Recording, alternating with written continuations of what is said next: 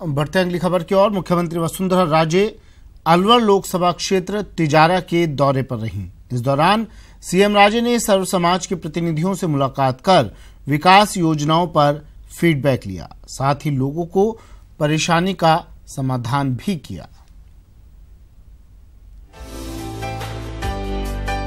CM Vasundhara Raje Alwar Lok Sabha क्षेत्र के दौरे पर रहीं।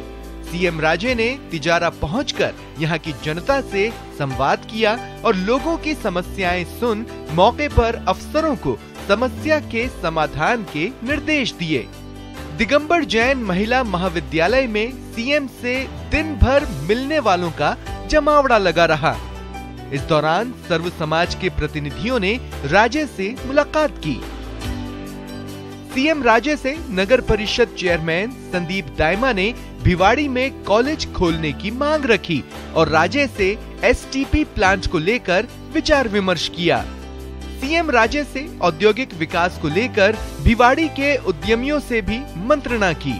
विधायक मामन सिंह ने दावा किया कि वसुंधरा सरकार ने 3 साल के कार्यकाल में 1500 करोड़ की सौगात दी है।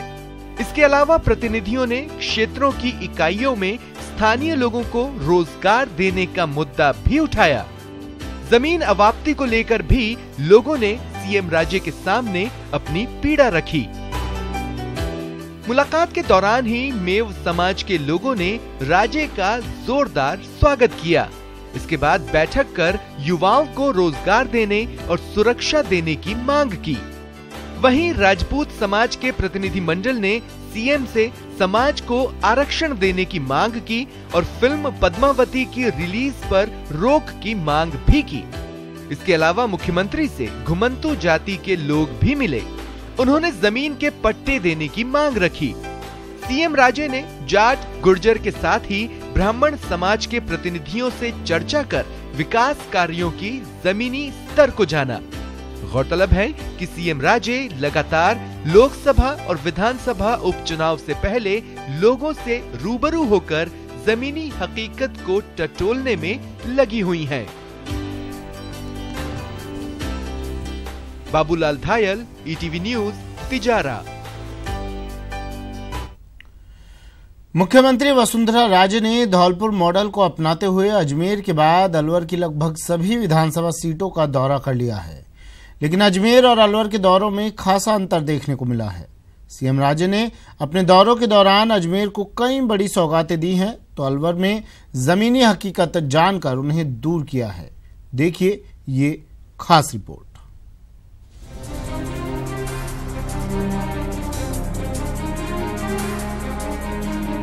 उपचुनावों के मद्देनजर अजमेर लोकसभा सीट, मांडलगढ़ विधानसभा सीट के बाद मुख्यमंत्री वसुंधरा राजे अलवर के दौरे पर हैं। इन तीनों सीटों पर कभी भी उपचुनावों की घोषणा हो सकती है। ऐसे में सीएम राजे धौलपुर मॉडल के जरिए इन तीनों सीटों पर फतह हासिल करना चाहती हैं। लेकिन अजमेर और अलवर के दौरों में रणनीति अंतर देखने को मिला है।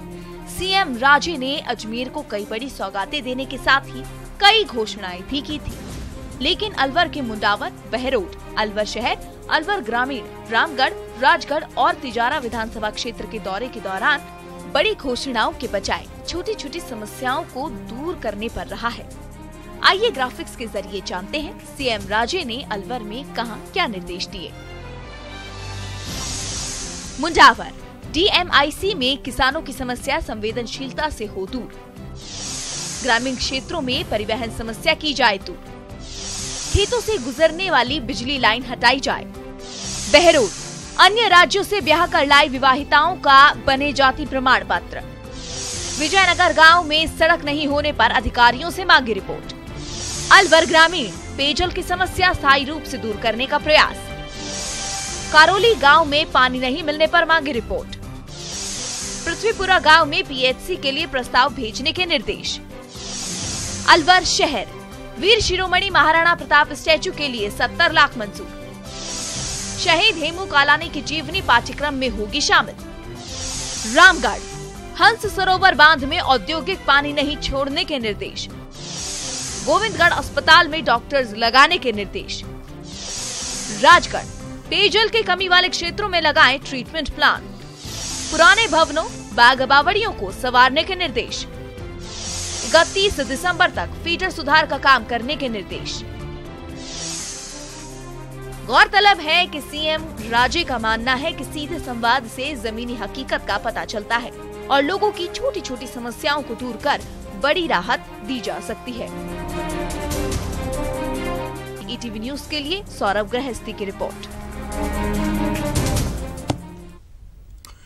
चलिए और अब एक बार फिर से बात कर लेते हैं डीजीपी अजीत सिंह की हाईकोर्ट में पेशी। क्या हाईकोर्ट में डीजीपी अजीत सिंह पेश होंगे?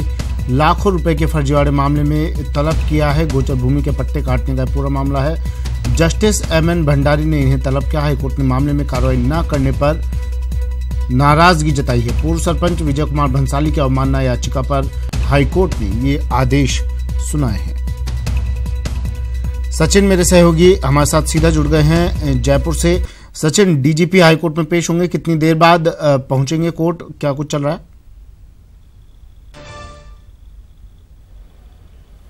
बिल्कुल सुमित, मैं आपको अपडेट देना चाहूँगा कि अब से कुछ देर पहले डीजीपी अजीत सिंह हाईकोर्ट पहुंच चुके हैं और वो जस्टिस मनीष भंडारी की कोर्ट के बाहर मौजूद है और पहली ही सुनवाई उसी मामले में है जिस मामले में डीजीपी को तलब किया गया था। अब से कुछ देर बाद जस्टिस मनीष भंडारी डायस में आएंगे और उसके बाद कार्रवाई कोर्ट की जिस तरह से शुरू होती है वैसे नियमित रूप से शुरू हो जाएगी और उसके बाद जो डीजीपी का मैटर जिसमें तलब किया गया है उस बारे में सुनवाई होगी। अब से कुछ देर पहले ही डीजीपी अजीत सिंह हाईकोर्ट पहुंच चुके हैं और अभी कोर्ट में ही मौजूद है और वो इंतजार कर रहे हैं कोर्ट की कार्रवाई शुरू होने का। आपको बता दें कि जो पूरा मामला है ये गोचर भूमि के पट्टे काटने से जुड़ा हुआ है। गोचर भूमि पर रिहायशी व व्यावसायिक पट्टे नहीं काटे जा सकते, इस तरह के नियम है। उसकी शिकायत पुलिस में भी की गई थी लेकिन उस पर कोई कार्रवाई नहीं हुई। उसी को लेकर पूर्व सरपंच ने एक याचिका हाईकोर्ट में दायर की थी। कोर्ट को लगा कि मामले में काफी ज्यादा अनभिज्ञता दिखाई गई है पुलिस की तरफ से, काफी नेग्लिजेंस जो है पुलिस अधिकारियों के सामने आई है और यही वजह है कि आज डीजीपी को तलब किया गया और उनसे पूछा जाएगा कि वो इस पूरे मामले में क्या कुछ कर रहे हैं। क्योंकि देखिए कल इनको तलब किया गया था, डीजीपी को पूर्व सूचना मिल गई थी किस मामले में उन्हें बुलाया गया है। ऐसे में डीजीपी भी पूरी तैयारी के साथ आए हैं, पूरे मामले की अपडेट लेकर आए हैं। अब देखना ये होता है कि जो डीजीपी कोर्ट में बयान देंगे या कोर्ट को जो आश्वस्त करने की कोशिश करेंगे उससे कोर्ट कितना संतुष्ट हो पाता है और क्या उनकी दलील को स्वीकार कर पाता है। जहां तक मामले को लेकर बात की जाए तो इसमें डीजीपी के बयान पर काफी कुछ निर्भर करेगा कि क्या उन्होंने कोई कार्रवाई कर दी है या जो डीजीपी बयान देते हैं उससे कोर्ट संतुष्ट हो पाता है या नहीं। जी बिल्कुल, डीजीपी जवाब देंगे, कोर्ट संतुष्ट होता है या नहीं ये देखना होगा। सचिन, कहीं ना कहीं पुलिस की नेग्लिजेंसी का मामला है और तभी कोर्ट को इसमें हस्तक्षेप करना पड़ा है। कितनी देर में सुनवाई शुरू होगी ये?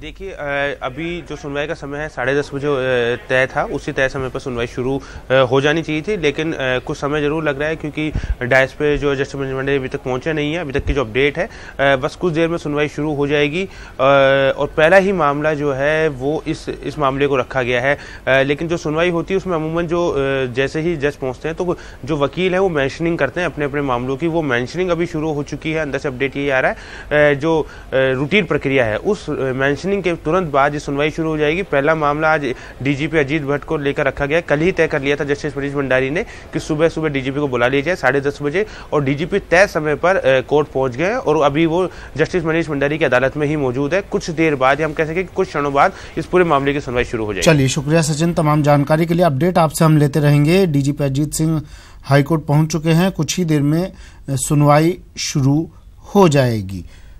कार्रवाई न करने पर हाईकोर्ट ने नाराजगी जताई थी। जस्टिस एमएन भंडारी ने डीजीपी को तलब किया था।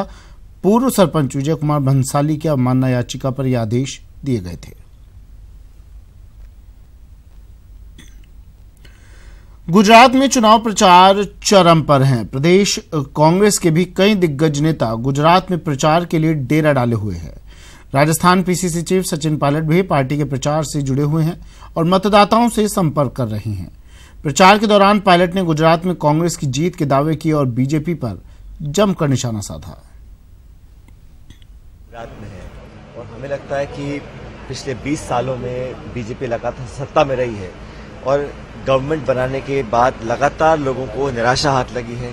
आज जिस गुजरात मॉडल की दुहाई भाजपा देती है, अगर वो असलियत होती तो इन लोगों को अपने परफॉर्मेंस के बजाय और चीजों का सहारा नहीं लेना पड़ता है। अगर आप राजधानी जयपुर में ट्रैफिक नियम तोड़ते हैं तो आपको फिल्म देखनी होगी।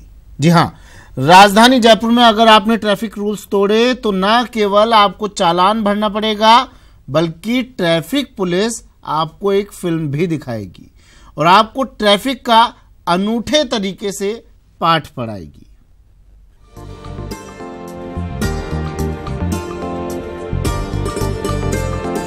किसी ने हेलमेट नहीं पहना तो किसी ने सीट बेल्ट नहीं लगाई और चालान हो गया। खास बात ये कि जब ये लोग जुर्माना भरने पहुंचे तो ट्रैफिक पुलिस ने चालान कंपाउंड से पहले इन्हें एक फिल्म दिखाई जिसमें सड़क सुरक्षा और ट्रैफिक रूल्स की जानकारी दी गई। इसके बाद पुलिस के जवानों ने एक थ्योरी क्लास के जरिए भी इन्हें नियम समझाए। सुप्रीम कोर्ट की गाइडलाइन के बाद लागू किए गए इन नियम का अच्छा रिस्पॉन्स मिल रहा है। उच्चतम न्यायालय द्वारा जो सड़क सुरक्षा समिति बनाई गई थी उसमें उन्होंने यातायात नियमों का उल्लंघन करने वालों के खिलाफ क्या कार्रवाई करनी है उस बारे में कुछ निर्देश दिए थे। जो सड़क सुरक्षा कमेटी थी उसके ये भी निर्देश थे कि ये जो काउंसलिंग है ये कम से कम 2 घंटे की हो। तो वी हैव ऑल्सो इंश्योर्ड कि 2 घंटे की जो काउंसलिंग है वो उनको दी जाए। हमने 2770 व्यक्तियों को ऐसी काउंसलिंग दी है and I am very happy to tell you कि लोग इसको बहुत पॉजिटिवली ले रहे हैं। लोगों का रिस्पांस ये आ रहा है कि शायद अगर हमें पहले इस बारे में बताया गया होता कि हेलमेट नहीं पहनने या सीट बेल्ट नहीं लगाने से इतने ज़्यादा दुर्गामी, इतने ज़्यादा भयावह परिणाम हो सकते हैं, तो शायद वो इसकी पालना के बारे में ज़्यादा अच्छे से सोचते हैं। फिल्में देखने वाले लोगों के मुताबिक उन्हें पुलिस ने एक महत्वपूर्ण सीख दी है जिसे वो जिंदगी भर नहीं भूलेंगे और न केवल खुद नियमों का पालन करेंगे बल्कि दूसरों को भी इसकी जानकारी देंगे। पता नहीं कहां से हमारे घर पर कल नोटिस आ गया। अच्छा। यादगार से भाई आपने चालान नहीं लगा रखा। बकायदा उन्होंने हमारी फोटो भी भेजी है। मेरे साथ मेरा दोस्त था, हमारी फोटो भी आई है उसमें। अच्छा। तो फिर मैं गए यादगार, तो वो बोले कि आप अम्बाबाड़ी सामुदायिक केंद्र वहाँ काउंसलिंग होगी। यहाँ आया, काउंसलिंग भी बहुत अच्छे तरीके से काउंसलिंग हुई है मेरी। और मैं जीवन में कभी भी ऐसा नहीं है कि बिना हेलमेट के घर से निकलूँ, हेलमेट लगा के ही निकलूँगा घर से। 4-5 दिन पहले की बात है कि मेरी बेटी ट्यूशन से लेट हो रही थी, तो उनका फ़ोन आया कि आप मुझे लेने आ जाओ। तो ये 7:30-8 बजे का टाइम था। तो मैंने सोचा कि मैं उधर वैशाली नगर में रहता हूँ तो उधर थोड़ा जाम लगता है, तो मैंने सोचा मैं ले आता हूँ। तो बिना हेलमेट के मैं निकल गया चौराहे पे। फिर वो गाड़ी पकड़ी तो उन्होंने चालान किया। चालान करके बड़े इजीली उन्होंने बात किया, समझाया काफ़ी। तो हमें भी लगा रियलाइज हुआ कि हेलमेट लगा के चलना चाहिए। इस अनोखी काउंसलिंग के जरिए 2700 से अधिक लोगों को ट्रैफिक रूल्स का पाठ पढ़ाया जा चुका है। उम्मीद है कि अगर लोग इससे जागरूक होंगे तो निश्चित तौर पर सड़क दुर्घटनाएं कम हो सकेंगी। Bhupendra Bishnoi, ETV news, Jaipur. गृह मंत्री गुलाब चंद कटारिया आज बारां के एक दिवसीय दौरे पर रहेंगे, जहां वो बारां और झालावाड़ जिले के पुलिस अधिकारियों की संयुक्त बैठक लेंगे और दोनों जिलों की कानून व्यवस्था की समीक्षा करेंगे। बैठक में पुलिस अधिकारियों के साथ जिले के विधायक, जिला प्रमुख सहित वरिष्ठ नेता भी भाग लेंगे। गृह मंत्री कटारिया के दौरे को लेकर सारी तैयारियां पूरी कर ली गई हैं। माननीय गृह मंत्री जी का बारां आगमन का प्रस्ताव है और जिसमें बारां और झालावाड़ दोनों ही जिले की मीटिंग लेंगे, जिसमें उन्होंने जनप्रतिनिधि यानी कि यहाँ के जो एमएलएज हैं, सांसद महोदय हैं और जिला प्रमुख हैं, जिला पुलिस जवाबदेही कमेटी उनके अध्यक्ष हैं, उनके साथ डिप्टी एसपी तक की जो अधिकारी हैं उनके साथ वो मीटिंग लेंगे। ये भी प्रस्ताव को फाइनल बता देंगे। अजमेर में नाली में भ्रूण मिला है। भजनगंज इलाके में नाली में मानव भ्रूण मिला है। अलवर गेट थाना पुलिस ने भ्रूण को अपने कब्जे में ले लिया है। खबर अजमेर से, जहां नाले में एक भ्रूण मिला। अब पुलिस ने इस भ्रूण को अपने कब्जे में ले लिया है। अलवर गेट थाना पुलिस ने कार्रवाई की। भजनगंज इलाके में नाली में मिला मानव भ्रूण और जैसे ये खबर फैली, काफी लोग, आसपास के लोग इकट्ठा हो गए। पुलिस को सूचना दी गई। अलवर गेट थाना पुलिस पहुंची और भ्रूण को अपने कब्जे में ले लिया।